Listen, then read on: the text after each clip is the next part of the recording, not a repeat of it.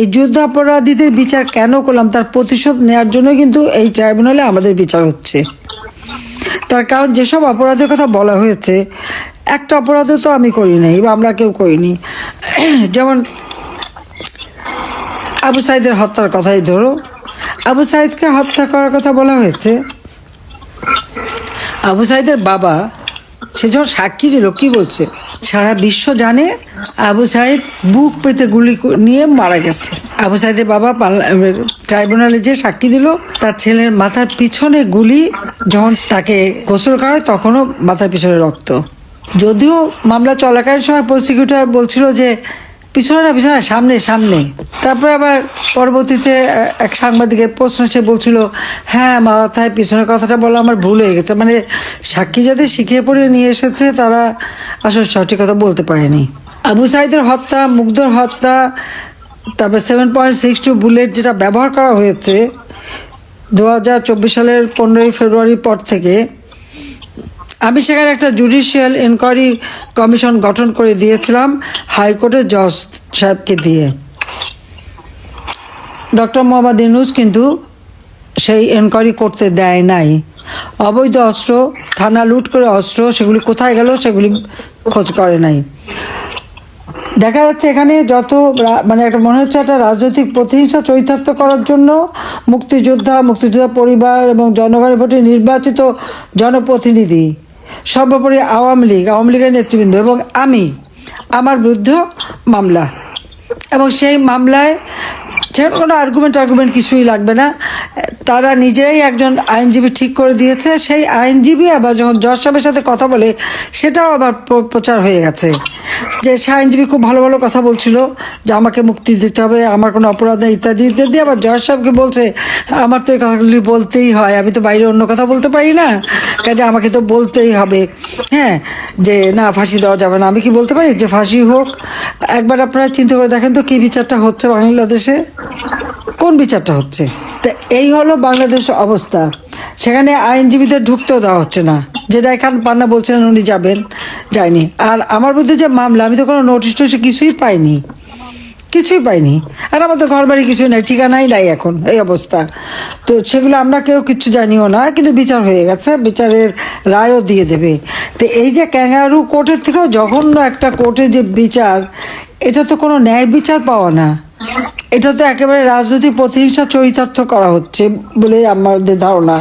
কাজে এই ট্রাইব্যুনাল যে গঠনবিধি মেনে চলা হয় নাই, কাজে এখানে যে সব কিছু দেখা যাচ্ছে সেই আবার যেন 71 সালে পাকিস্তানি হানাদার বাহিনীর যে যারা গণহত্যা করছে তার যে বিচার হলো, তারই প্রতিশোধ নেওয়ার জন্যই এটা করা হয়েছে।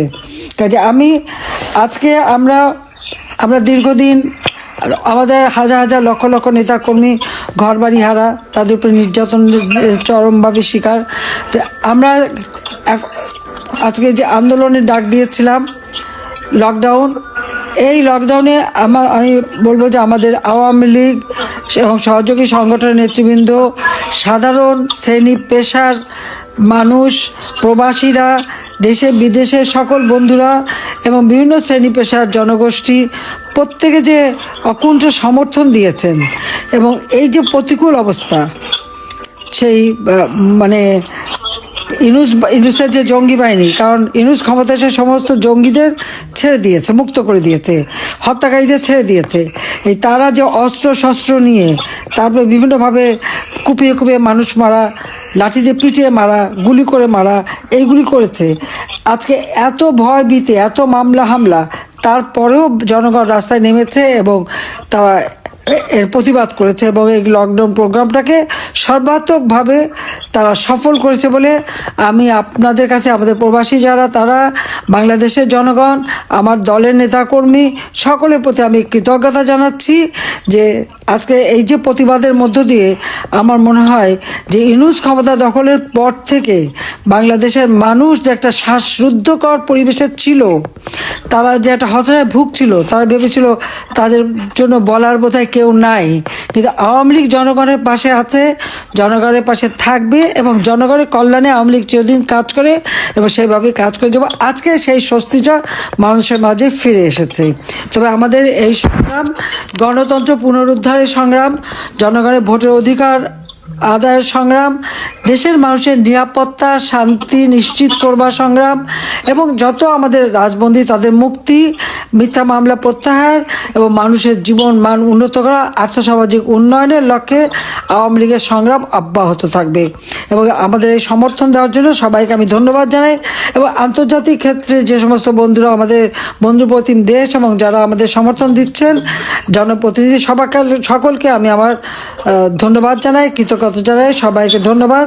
আজকে আপনারা এখানে এসেছেন, আপনাদেরকে আমি ধন্যবাদ জানাই। এবং আমরা ন্যায় বিচার চাই, এটা সত্যিকার কোর্টে বিচার হোক, সেটা প্রমাণ দিক তারা যে হ্যাঁ আমি অপরাধী। কোনো প্রমাণ তারা দিতে পারেনি, শুধু মিথ্যা কথা বলে। এবং এই যে কোর্টে দাঁড়িয়ে মিথ্যা বলা, এটাও কিন্তু একটা অপরাধ। চিফ প্রসিকিউটর কিন্তু সেই অপরাধ করেছে। আজকে যে জজ, দুইজন জামাত ইসলামী, একজন বিএনপি, তারা দলীয়। এখানে তো বিচার হতে পারে না, ন্যায় বিচার হতে পারে না। কাজে এই অবস্থায় তারা মামলা চালাচ্ছে। ধন্যবাদ জানিয়ে আমার বক্তব্য শেষ করছি। খোদা হাফেজ। জয় বাংলা, জয় বঙ্গবন্ধু, বাংলাদেশ চিরজীবী হোক। ধন্যবাদ।